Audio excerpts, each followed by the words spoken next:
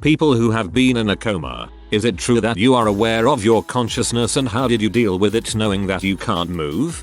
I was in an induced coma for just under a month. For the most part I dreamed absolutely vivid and terrifying nightmares that incorporated the world around me. Most of the time I dreamed I was on a boat that was sinking. The bed I was on moved automatically to prevent bed sores, but there are also individual points that I remembered. A parade of friends who were either laughing or crying at me as I was tortured. A group of 20 or so friends skipped school to come see me. My father trying to fight someone. Him yelling at a nurse about something. And someone trying to choke me from being intubated. As the medications were weaned and I started having longer and longer periods of lucidity, everyone had to keep reminding me that, no, I wasn't on a boat, and no, you can't pull the staples out of your scalp. The boat thing really was traumatizing. I had nightmares about boats and helicopters, but that was from the life flight for a few years afterward. Before I used to love going out on the water, but afterward even going to the beach would cause me to shake and have cold sweats. It probably took almost a decade before I was able to go to the beach and actually enjoy it. This sounds scary and is kinda what I would expect. Sorry you had to experience this. Thanks for sharing. I remember absolutely nothing from the real world while I was in a coma. I was in a motorcycle accident and they put me in a medically induced coma for about a week to heal me up. During this period, I was living my regular life, except there was this portal that would follow me around. One minute I would be driving my truck to work and all of a sudden I'd be zapped to somewhere in Montana or whichever state it would bring me to. As if this was my real life, I would walk around to different gas stations looking for a phone to call my wife to pick me up. Every day that I was living IRL, I would be zapped to different states about 5 times a day. When I woke up from the coma, I couldn't remember ever being in the hospital. I thought that I had been living normal life the whole time. I guess my coma experience is very different compared to everyone else's, lol. You were just hitting checkpoints as you progressed through an IRL RPG.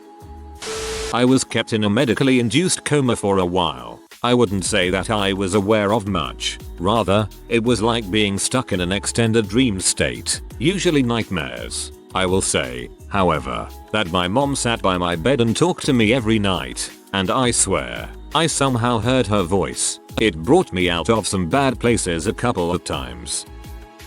Friend of mine was in one for 6 months. He said he was in a constant dream of being stuck in a wall and couldn't move, and was thirsty. When he woke, all he wanted was water. He told his family if it happened again to pull the plug. The crazy thing is that doctors can keep you hydrated, but it doesn't take thirst away. I was conscious for 2 weeks, unable to drink water. I honest to God wanted to kill myself from that torture.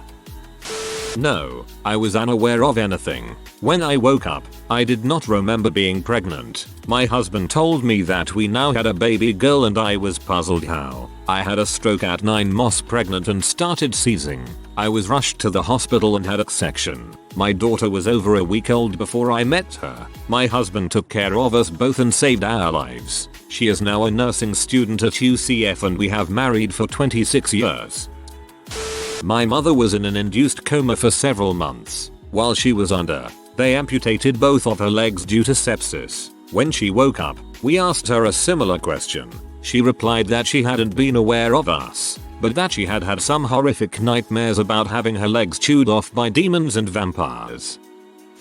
Not my own situation. My friend's mother was in a severe car accident in her 20s and was in a coma for 2 or 3 months following. They kept a radio playing at her bedside during the day because they were told it could help in some way. She woke up aware of current events and new songs but didn't remember another single thing about the accident or coma. Now, 40 years later, she has dementia but still whistles the tunes of the few songs she learned in her comatose state. There are varying degrees of consciousness included in the blanket term coma, so there is not a single answer for this question. I was unconscious for 11 days once. I remember my last moments of consciousness. I remember a moment when a nurse was giving me an ice bath and talking to me, and I remember a moment with my mother standing over me weeping. Otherwise, there was nothing. 3 days and some change in a medically induced coma when I was 16. I don't remember most of it, but when they were taking me off the drugs so that I would wake up, I thought my nurse was trying to kill me and bomb the hospital. Turns out, somebody left the TV on in my room, and The Dark Knight came on at like 3 AM. Also, I apparently kicked my nurse and cussed her out once they took the tube out of my trachea. I later took her cookies to make up for that one. I feel bad about it. IQ nurse here. We totally understand IQ delirium. It's okay. I'm sure she wasn't mad at you. Not me, but my grandma. She went into a coma a few days before she passed. She had been sick for years with liver cirrhosis and had already kinda explained to us that she was ready. Because of this, she had paperwork drawn up. She was a lawyer that said she was not to be hospitalized, so my mom legally couldn't have her admitted to the hospital. My grandma hated hospitals and refused to die in one. Anyway, I was in high school then and I would go see her and talk to her every day before and after school. One day, my grandpa was sitting by her feet and me and my mom were talking to her. My mom told her, "Hey mom, dad is sitting at your feet. I know you've always wanted to kick him in the butt. Well, now is your chance." And she kicked him several times. It was actually a beautiful moment. We all laughed and cried and it really gave us peace of mind knowing she could hear what we were saying before she died. That is a super sweet moment. My grandmother fell into a coma a couple of days after having a stroke. She was in the big sleep, as my family called it, for 6 days and we all gathered around because the doctors weren't sure if she was going to come out of it or not. I sat down next to her bed, held her hand, and said, "Hi grandma, it's my name," and she squeezed my hand. Instant tears. She did eventually come out of it, and when I asked her if she remembered anything from when she was sleeping, she said no. It gave me a measure of comfort to think that the hand squeeze I received was intended and not a muscle spasm, but perhaps it was unintended after all. Just because she doesn't remember doesn't make it unintentional. Not me, but my 13-year-old student who was hit in the head by the side mirror of a passing car and in a coma in IQ for several weeks. His parents were lovely people, though not well educated and at loose ends about their son's condition. I would visit him most days after school and bring his 16-year-old sister to visit when she wanted. The first few days I would tell him he was in excellent care and his body was resting up after an accident that bumped his head. Later days I would reassure him that he would be okay and tell him a little bit about his friends and how they all sent their best to him. Some days I would tell him about the book we had been reading in class. Later, when he woke, he told me he could hear me telling him he was safe and would be alright. He remembered me telling him his body was resting so he could get better. I was pretty surprised he had those memories. One never knows how deep the coma might be, and relieved that he was not afraid while under. I just wanted to commend you for what a beautiful thing you did for him. You're the kind of teacher every child deserves. All the best. I don't know if this counts as a coma, but I was fully awake for an operation once. I remember the doctor giving me the propofol and then me telling him it didn't work, but no one was responding to me and I realized I was paralyzed and no words were coming out. I was going through a course of electroshock therapy. For those who don't know, they basically give you seizures to treat depression. Anyway, it was a very scary experience and the next thing I knew it felt like a jackhammer hit me in the head. That is what getting electricity pumped into your brain feels like, I guess. When I woke up I told them and they didn't believe till I explained the whole thing. And then the anesthesiologist was very apologetic and promised to get it right the next time. For the operation they give you anesthesia as well as other muscle relaxer drugs in order for the body not to move. So I was not only aware I was unable to move a muscle and on oxygen the whole time. Dang, that's terrifying. Was out for 3 days. I remember my mom crying over my right side, and another with her just waiting in the same spot, and my dad on my left talking to a doctor about the chances of me waking up. I was 15 and it was drug induced. My best friend was put in a coma from a football injury. He basically told me all that he saw while in a coma was nothing but darkness. He woke up after 3 weeks and basically had to learn how to walk, talk, and wipe his own butt again. It's basically like your brain getting rebooted and everything you ever learned gets forgotten. I met him after the coma, so I'm not sure what he was like before. But I do know he's done some stupid crap as an adult due to the head injury and brain damage. What kind of stupid crap?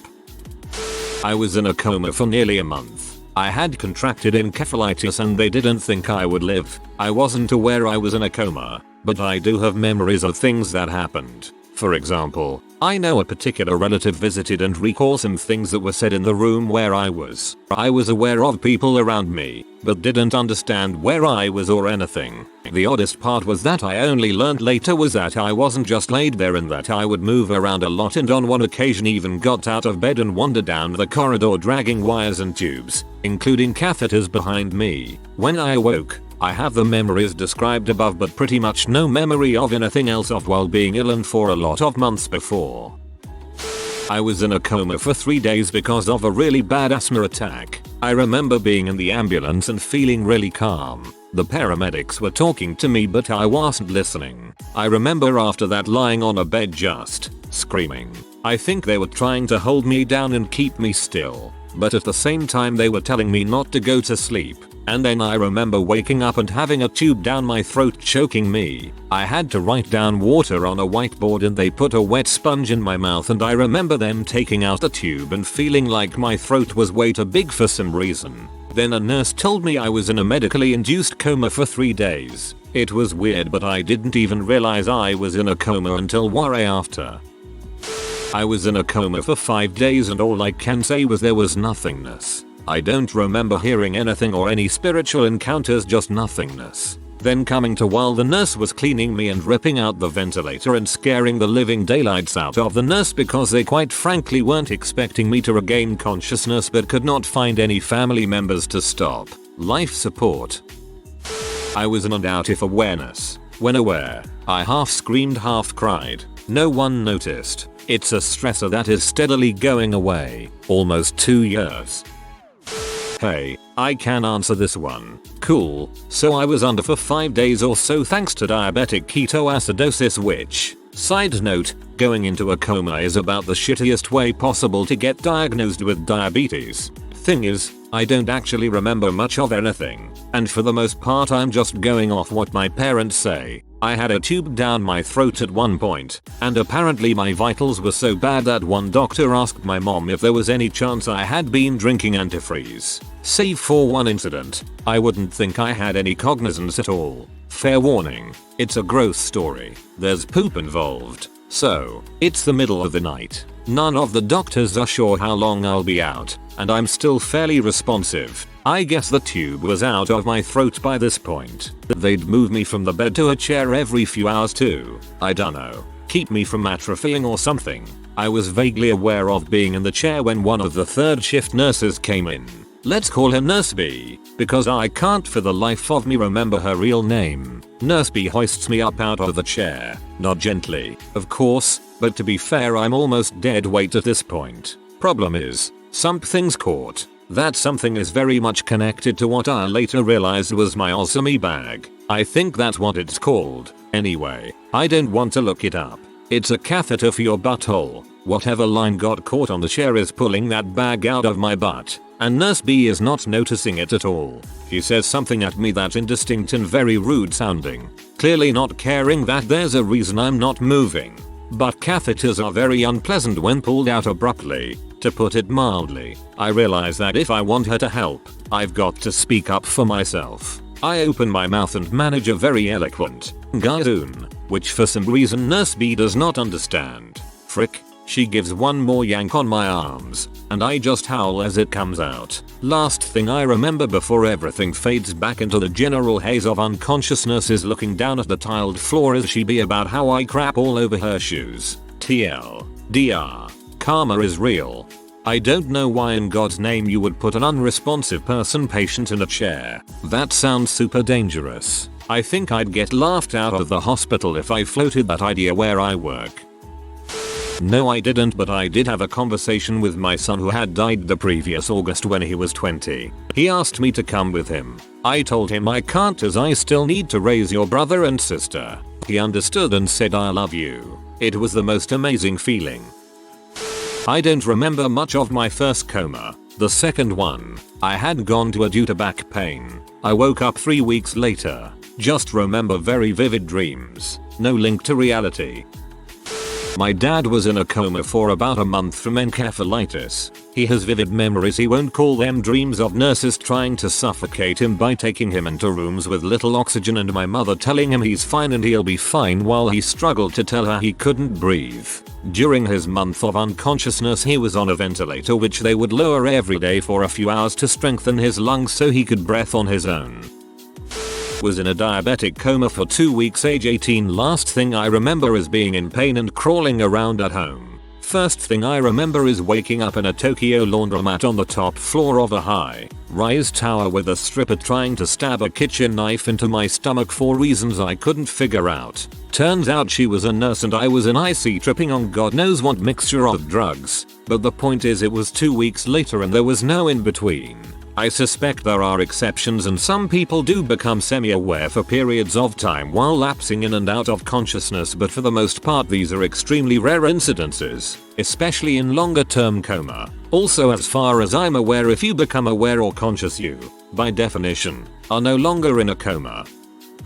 My in-laws were in a horrific accident 2 years ago. My Phil was okay physically but was in a trauma-induced coma for several weeks. My Mill didn't have a brain injury but was kept in a medically induced coma for several weeks due to her extensive injuries. Their experiences couldn't have been more different. 2 years later, Phil still remembers nothing, even of the months leading up to the accident. As he was coming out of the coma, a process that took several weeks, he lost all memory of the last 10 years. He'd moved to the US 10 years before that, but was convinced he was still in the other country and refused to speak English. My husband and I had been married about 8 years at that point, and even when he got to the place where he was recognizing us, he thought we were still dating. He slowly moved forward through time as he regained most of his memories over a period of months. My Mill has some memories from that time, but they are all tainted by terrible hallucinations. For example, she thought she was in a prison, locked in a dark cell. She couldn't open her eyes, chained up, she couldn't move. The guards, nurses, would beat her, the pain from her injuries, and suffocate her. Her lungs were crushed and the intubation tubes would get clogged and she got pneumonia, and stab her. Incisions from surgery. We would come to rescue her. Visitation hours, but always got caught and drug away before we could save her. End of visiting hours. Sometimes we could see tears running out of her eyes, even though she couldn't move, see, or speak. It was pretty terrible to see. I'm really late so I'm sure this will be buried, but I'm commenting anyway. In 2013 I was put into a medically induced coma for about 10 days. I only have one memory the entire time I was out. My stepfather came to visit and was talking to me and I could hear him and I was trying really hard to talk back, but I couldn't get any words to come out. I was getting immensely frustrated in my head that I couldn't talk back. After they woke me up several days later I was telling him about it and he said that when he was talking to me my eyes were moving around really weirdly. But that was it. I had no idea that I had been in an induced coma when I woke up. I thought it was the same day that I went into the hospital when and after they got the respirator out and I could finally talk. I kept asking to watch something on TV that wouldn't have been on that day that I'd come in. The nurse had to explain to me that I had been out for 10 days. It felt like I just lost that entire time that I was out. It definitely didn't feel like I'd been asleep for any longer than just for the surgery. I was in a coma for 6 days about 7/1 years ago. My family were told I had a 20% chance to live. Apparently I had been clinically dead twice. I wasn't aware of anything while I was in the coma. I was however terrified when I came out. I start screaming at the nurses, majorly uncharacteristic of me. So apparently when I was in the coma about 12 hours before I was conscious again, I unknowingly ripped my breathing tube out of my throat, not knowing it would actually save my life. The doctors were worrying how long they were going to keep the tube in for. I was told that if it were in a few days longer it probably would have collapsed my lungs and kill me. I remember not being able to walk very well. I was super weak and walking wasn't my strong suit at that point. The doctors and nurses told me they didn't want me to walk at all after the first time. I'm a pretty big guy, 6'2", 230 pounds-ish, and all that water buffalo on the ground. It would take a very large group of people to pick me up, or one medium-sized crane. But I said frick it, I'm gonna walk. Damn it. And I did. I forced myself to walk to the end of the hall the second time, bed to door the first time, and so on, a little longer every time, until after 3 days I could walk around the whole floor twice. I was sent home then. It still took 3 minuets to get up 14 stairs for a few days after I got there. I tell you all one important lesson I learned. There could be no tomorrow. There is only today. Who cares if someone cut you off in traffic and stupid crap like that? Love your family. Love your friends. Love your husband. Love your wife. Love your girlfriend or boyfriend. But love yourself. Most of all, and I can't stress this enough, love everyone else. Be nice to people. Smile once in a while. A simple smile can brighten someone's day. Even if you fake it, it will still be joy to people. Just don't do that creepy smile. You're scaring people. Stop, lol. You know what's important in your life and you realize everything else that's negative is not something you need in your life. Since then I have a saying, be the pebble. As I said, a snails can brighten up someone's day even if you fake it. That small gesture can spread like ripples in a pond and open up a world of positivity. Laugh more and surround yourself with love more. The more love you have, the more love you'll give. Let the little things go. They are not worth it. Multiple times. No recollection at all except when coming back around. They already knew I was coming back. I recall, Mister, you've had a diabetic seizure. You're okay. Everything is okay. Just try to relax. You're safe. I was and am. Very little sounds better than an IQ nurse telling you that you are safe when you have no idea what happened.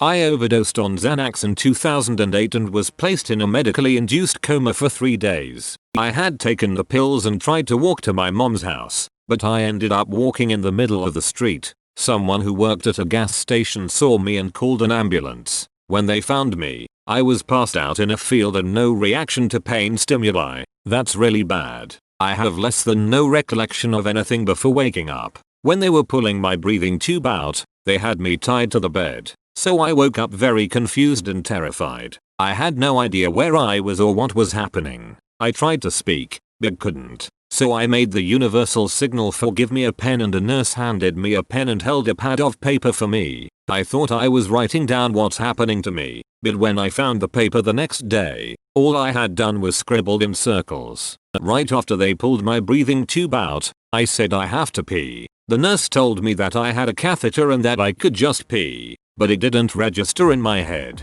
I said no, I don't want to pee the bed. So this bee said suit yourself and yanked my catheter out. Right after that, my mom ran into the room screaming. She is a nurse and told the doctors that she wanted to be there when they extubated me because she wanted to talk me through it and make sure I wasn't scared. She lived about 5 minutes from the hospital and they didn't call her until they had already started the process. She is a very mild-mannered, sweet woman and I have never seen her as off as she was then. All in all, it was a really traumatic experience that I have no desire to go through again. The funny thing about the story is that I was wearing my favorite outfit when it happened. It was a grey button-down shirt from Guess and a black Guess vest. Instead of undoing the 3 buttons on the vest and ripping the buttons from the shirt, they just cut that crap off of me. There was no fixing them, but my mom managed to get a hold of the shoes I was wearing. White Steve Maddens that I loved, cleaned all of the vomit and dried on pills of it and gave them back to me once I got out of the court-mandated rehab. She also cleaned the frick out of my house and totally redecorated it. I guess she needed something to do when visiting hours were over. I wore those shoes until there were holes in them. I survived taking more than 100 pills, so my family refers to it as the day Eric became a rock star. Your mom sounds like a gem. If you are new to the channel, you can subscribe. I publish new videos every day. Until then, check another video.